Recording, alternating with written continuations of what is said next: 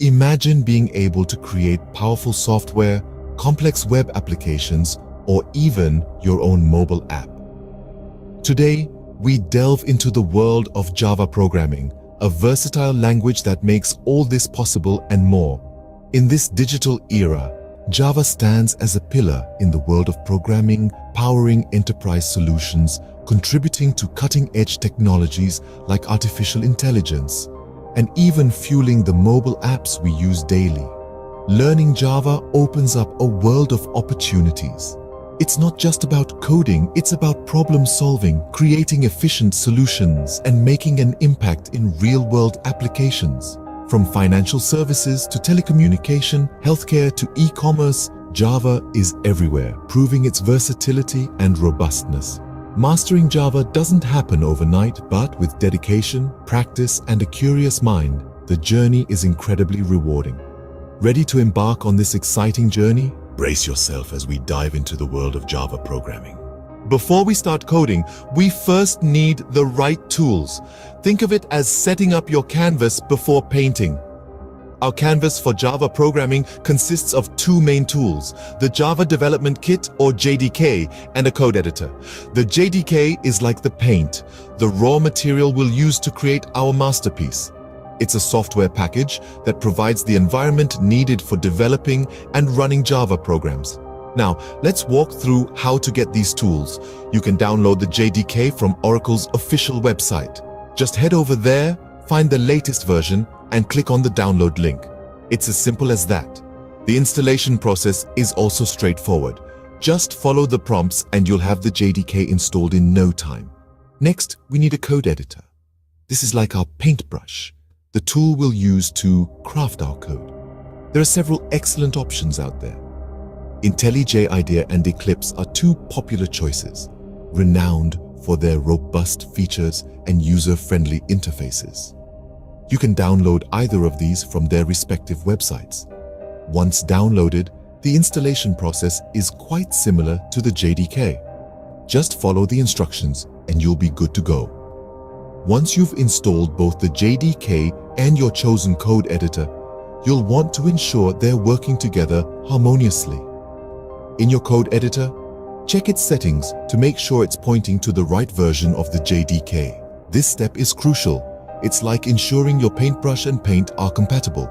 Now let's get our hands dirty, metaphorically speaking. Open your code editor and create a new Java project. Then, write a simple Hello World program and run it. If everything is set up correctly, you should see the phrase Hello World printed in your output.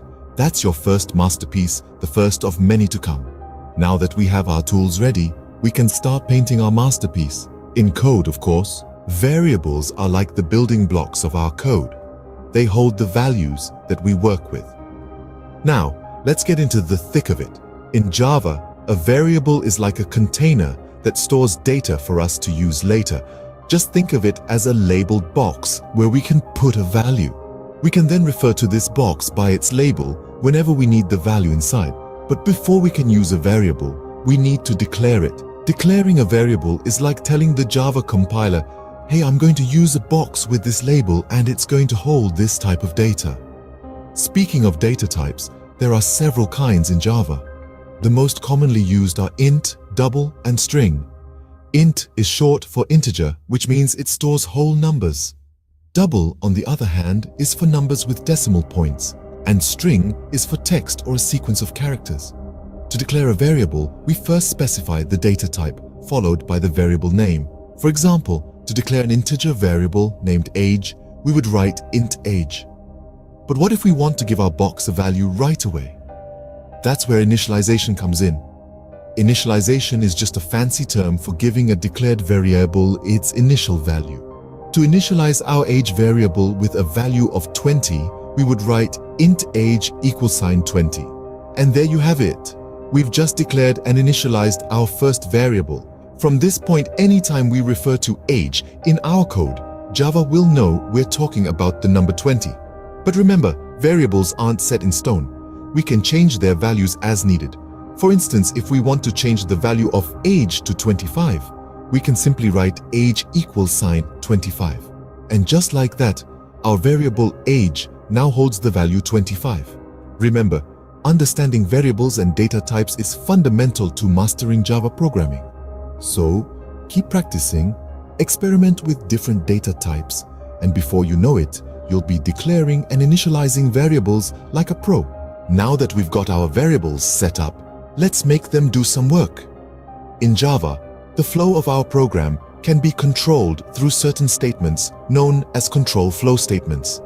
Think of them as the traffic directors of our program, telling our code where to go and what to do. They're the key to making our programs dynamic and adaptable. There are several types of control flow statements, but let's focus on two of the most common ones: the if-else statement and loops. If-else statements are like decision-making junctions in our code. They evaluate a condition and execute a block of code if the condition is true, or another block of code if it's false. It's like a fork in the road, where the path taken depends on certain conditions. For example, let's say we have a variable rain that can be either true or false. We could use an if-else statement to decide whether to take an umbrella or not. If rain is true, we take an umbrella. If not, we leave it at home. Now, let's talk about loops. Loops are the workhorses of programming. They allow us to repeat a block of code multiple times, which is incredibly useful for tasks that need to be done over and over again. In Java, we have several types of loops, including for loops and while loops. For loops are great when we know exactly how many times we want to repeat something. While loops, on the other hand, keep going as long as a certain condition is true. Let's say we want to print the numbers 1 to 10. We could do this manually, but that would be tedious. Instead, we can use a for loop to do this in just a few lines of code. In a nutshell, control flow statements like if-else and loops are invaluable tools in programming. They allow us to dictate the path our program takes and perform repetitive tasks efficiently. Control flow statements are the traffic directors of our program, guiding each process where to go and what to do. Methods are like magic spells. With the right incantation, they perform specific tasks for us. In Java, methods are blocks of code that only run when they are called or invoked. They help us break down our code into reusable pieces, making our code more modular, easier to read and maintain. Imagine you're creating a game and you need a piece of code that lets your character jump. Instead of writing the same lines of code every time the character jumps, you can create a method named jump and call it each time you need it.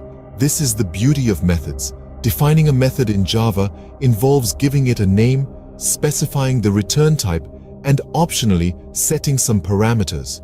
To call a method, you just type its name followed by parentheses. Methods help keep our code clean, organized, and efficient. They're the unseen heroes of our programming journey. Welcome to the world of object-oriented programming, where everything is an object.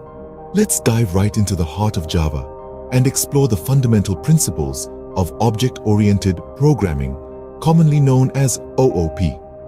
These principles are encapsulation, inheritance, and polymorphism, each of which plays a crucial role in shaping Java's character.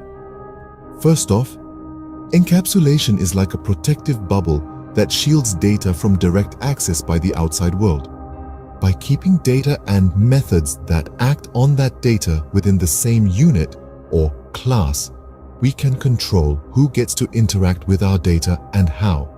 This adds an extra layer of security and makes our code more robust. Next up, we have inheritance, which is the process by which one class acquires the properties and behaviors of another. This principle allows us to create new classes based on existing ones, promoting code reusability and making our code more organized. Last but not least, we have polymorphism. This principle allows one interface to be used for a general class of actions. The specific action is determined by the exact nature of the situation. In simpler terms, it's like having a single switch that can turn on a light, a fan, or any other electric device depending on what's plugged in. Now you might be wondering, what are these classes and objects we're talking about? In OOP, a class is a blueprint for creating objects. An object, on the other hand, is an instance of a class. It's like having a cookie cutter, the class, and using it to make cookies, the objects. The real beauty of OOP lies in its ability to model real-world entities as programmable objects, making the code more intuitive and easier to reason about. Plus, OOP allows us to create modular and maintainable code, which is a big win when working on large projects. So whether you're creating a simple calculator app or a complex game engine, understanding and applying the principles of OOP can make your programming journey smoother and more efficient. OOP offers a clear structure for programs and makes the code easier to maintain, modify, and debug. So, let's embrace the power of OOP and bring our Java programs to life. No matter how careful we are, sometimes things go wrong.